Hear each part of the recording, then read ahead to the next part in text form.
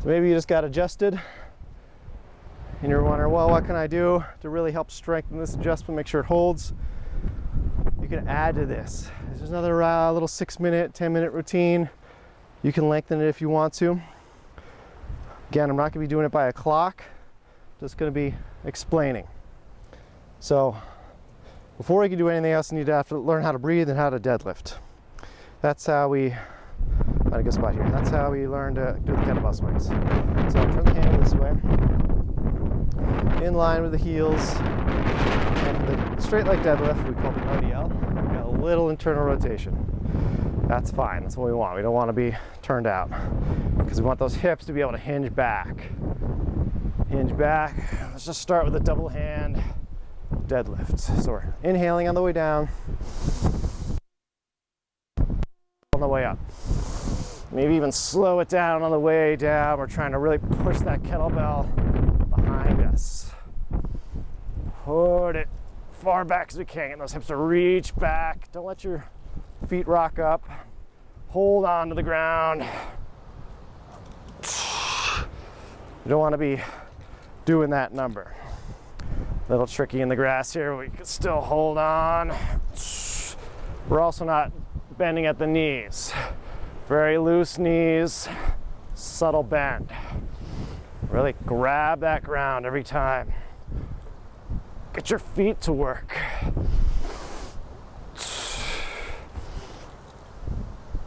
So a minute of deadlifts. If you want to make this more challenging, single hand. I aim to put it at the opposite heel. So it's in my right hand, setting on the inside of the left heel. A little bit of a lateral hinge. I'm keeping my chest straight. I'm not rotating like that. Switch it up. You can even do kind of dynamic switches.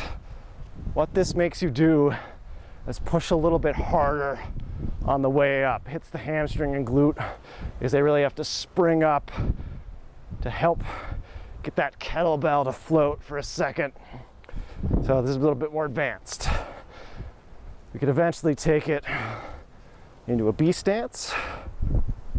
We're really mostly on one leg over the other. Really gonna find out which hip is weaker doing this kind of stuff. But maybe to start out with that double hand deadlift right now. Just some advanced options that you can do. Just like the warm-up, we're working mainly hip mobility and lumbo-pelvic stability before we let the knee go, before we do big gross motions like a forward fold or a squat. If you really want to take that deadlift one more, it's the RDL, float the leg, which my balance isn't that great either, especially in the wind, but we're still trying to put that kettlebell down by our heel. Maybe switch every time. Try to soften that landing, not going hard, coming back up. Right there, I noticed the right, much weaker. Balance is off. That's the side I want to focus on. So look for that in your own hips. Next, we want to do a swing. So again, easiest is a double-handed swing. Still, make your feet at least parallel. Some people go internally rotating. Definitely probably don't want internal rotation. We're about a foot behind the kettlebell when we start the swing. I even like to go into a bit of a squat before I hinge. Maybe just prime the hips a little bit with that. Rocking the kettlebell back. Big sharp inhale. I'm pulling it behind me, thrusting with my hips. We're getting a little bit of that flexion, adduction, internal rotation every time we bring the kettle behind us. And then we explode with the glutes. Explode. Arms are just cables, getting the hips to work. Let's throw this from the other angle. Feet are forward. Kind of put it down in front of you when you want to pick it up again. We're just hinging. Squat, hinge, taking the knee bend out. Loading the spine, protecting the low back. Keeping it low. I don't want to arm it up to here. Low for now. There is something called an American swing. Even with that, I like to add a little hinge to protect my back at the top. So if I bring it up, I hinge into it. Not going super high. We don't want to be up there with it. Too much extension in the low back. Keeping those hips in a little bit of a hinge. And only advance that one when you're ready for it. You could also do single arm, just like we did single arm deadlift. You do a single arm swing. Attack with the left first. Thumb, pointer finger in the corner of the handle. That's what's going behind me through my hips. Hinging. Other arm just swinging with it. Again, this is gonna fire one hip over the other. I can hinge a little bit more from the opposite hip, just like we did with that RDL deadlift. I know RDL deadlift is redundant because RDL means Romanian deadlift. Switch it up. Always do hand-to-hand swings too. Or just get a few on one side for 30 seconds, switch to the other side for 30 seconds. Eventually all this is building into some more powerful movements like the squat or overhead press. Those we save for the last few rounds. We want to build up good mechanics from the ground up. So let's show you how you bring that swing or even the deadlift into a clean. Swing actually makes it a little bit easier, but a lot of people do better form-wise going from the deadlift. So if I'm reaching down here, little squat, I'm gonna throw my body up really strong to try to bring this kettlebell into what we call the rack position. Hinging up. That requires a lot more power, and you can even add a squat. You can add the first. Try to get that big, powerful. And sometimes if it's too heavy, we can drop with it, get underneath it. Because then you don't have to bring, they don't have to arm it as much. Use the legs. So we're hinging, squatting underneath, using that squat to press overhead. Squat, thrust. Let's show it, swing variation. The left hand, I'll show you from the other side. A lot of similar mechanics here. Deadlift and swing are very similar. Swing, hinging, swing to the rack, much easier. Be able to do a lot more of these,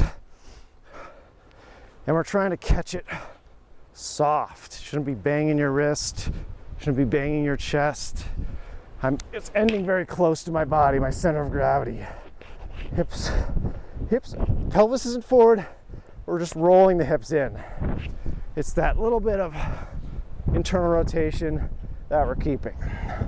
Feeling that stiffness in the mid-back. So we can do a lot from here. This is what we call a long cycle.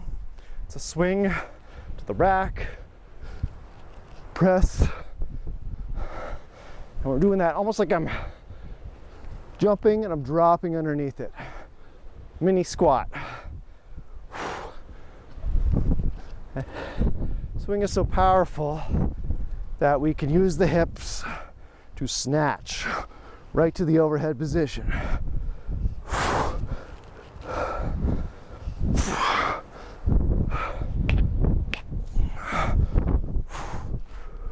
You'll notice one side's a little easier than the other. Again, grounding the feet, holding onto the earth. That's going to maintain your connection. If the feet are off, knees will be off, hips will be off. Lower back's not going to be supported. you're gonna injure yourself. You're never doing it perfect, you're just building every time. So keep watching this video, you'll get different little things as we go. So we built in a little bit of a squat there. We could also do goblet squats. I already kind of demoed this for the warm-up, but now we can rep it out. So we're swinging, and I'm just kettlebell handle down. Show that again.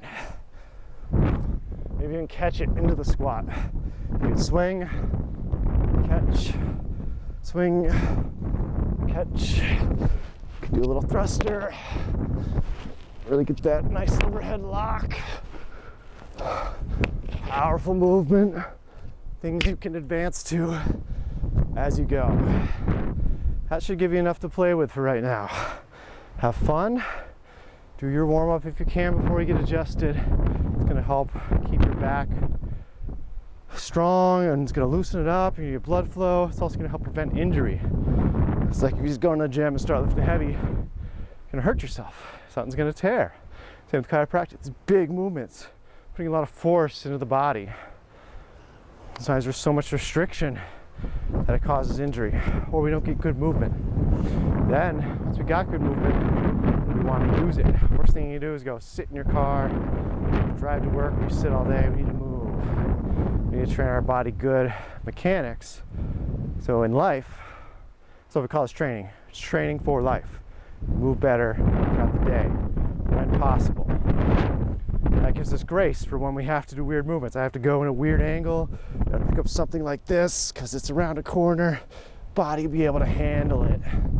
So I've created enough stability through these workouts, through chiropractic, and moving right when I can throughout the day. Not always just bending from the back or having terrible squat mechanics, but getting the hips to play a bigger role.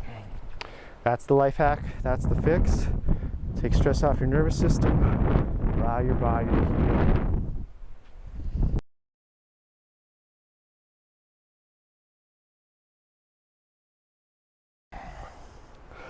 Well, that was your foundation training warm-up.